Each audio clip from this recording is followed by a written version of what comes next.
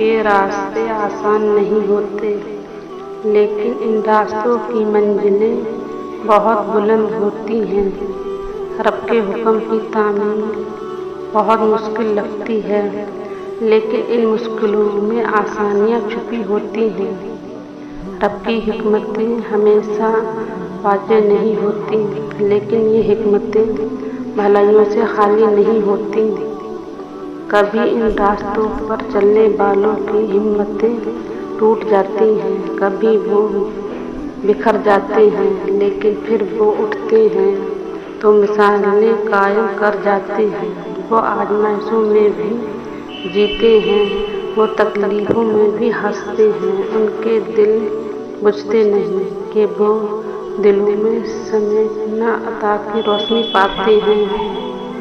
وہ صفات اللہ کا رنگ اوڑھتے ہیں، وہ ہر رنگ میں نمایاں رنگ رکھتے ہیں۔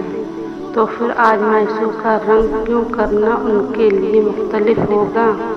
دیکھو، وہ باقی لوگوں کے جیسے ہوتے ہیں، لیکن ان کا امتحان باقی لوگوں جیسا نہیں ہوتا۔ نمایاں رنگ کے حامل اللہ کے یہ بندے رب کی صدا پہ لبیک کہتے ہوئے دعا پڑھتے ہیں۔ کوئی انہیں روکے تو وہ رکتے نہیں ہیں، کوئی تکلیف دے تو وہ اسے لے کر آگے بڑھ جاتے ہیں۔ راستوں میں پہاڑ آئیں تو وہ ان میں سے راستے نکال لاتے ہیں، دریا آئے تو وہ پار کر جاتے ہیں، صحرا آئے تو وہ اس میں نخلستان ڈھونڈ لاتے ہیں۔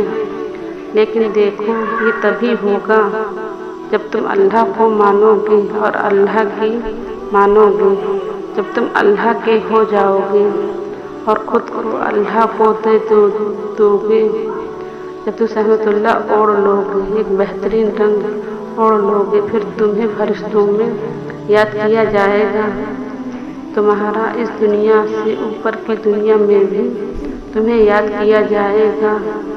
فرشتے تم پہ رشک کریں گے، حوریں تم پہ ناز کریں گی، جنتیں تمہارے لیے سجیں گی، تمہیں دونوں جہانوں میں رحمتوں کا مزہ ملے گا۔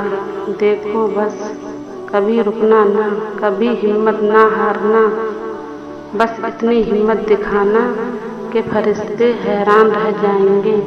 وہ تم پہ رشک کریں، وہ تم پہ ناز کریں، پھر لپک لپک کے تمہیں جنت کا پیغام